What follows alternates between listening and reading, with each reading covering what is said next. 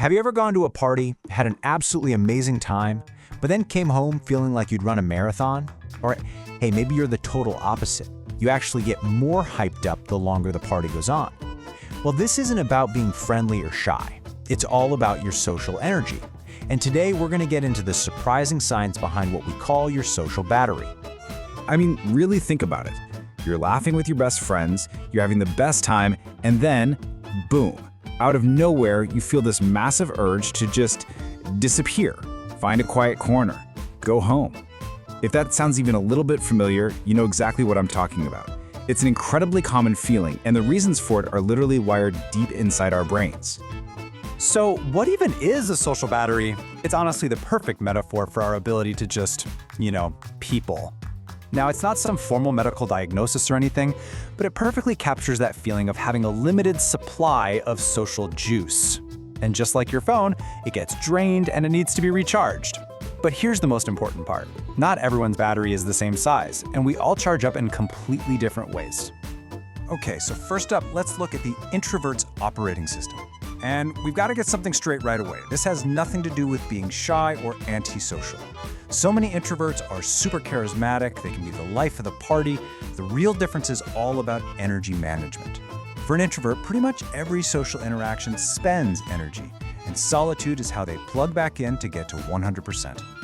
And it gets right down to our brain chemistry. So think of your neurotransmitters as different kinds of fuel for your brain. Extroverts, they run on dopamine. It's like the brain's caffeine, right? It gives them a buzz from all that external action and chatter. But introverts, their brains prefer something called acetylcholine. Think of it as a calming herbal tea. It literally rewards them with a feeling of pleasure for turning inward, for reflecting, and for focusing deeply on one thing. And this is how that herbal tea effect actually works. It's so cool.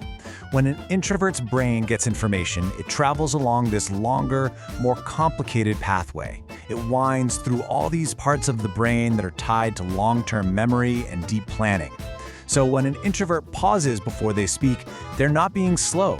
Their brain is just running this super deep, complex search. They're wired for depth, not for speed.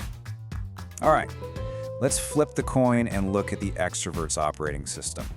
For them, it's the complete opposite story. Their brains are wired to seek out stimulation because that's what literally fills their energy tank. Too much quiet time, too much solitude can actually feel super draining to an extrovert, leaving them feeling bored, sluggish, and just disconnected. So here's how it all breaks down, side by side. You've got introverts who are guided by their parasympathetic nervous system. That's the rest and digest mode that saves energy. Then you have extroverts running on the sympathetic nervous system, the fight or flight mode that spends energy. And look, one isn't better than the other, not at all. They're just two totally different, totally valid biological strategies. One is built to reflect, the other is built to engage. So what happens when you try to ignore your wiring?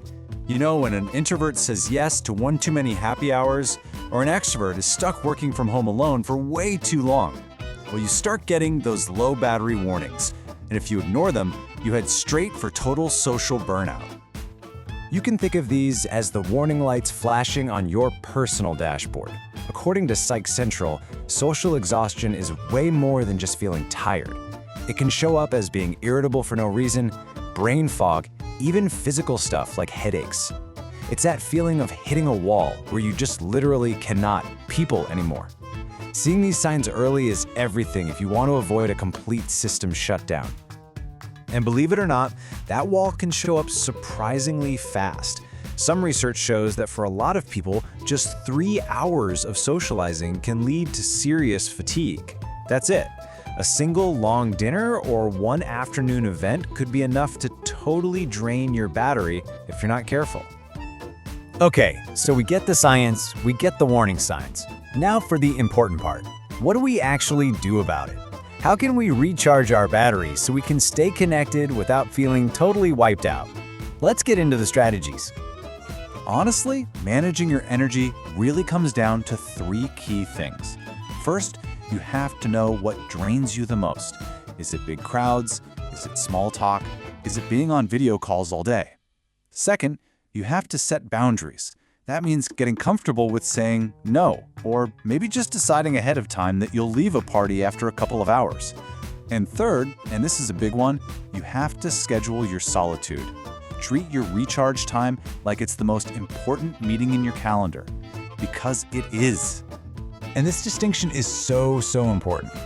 Recharging is not the same as hiding from the world.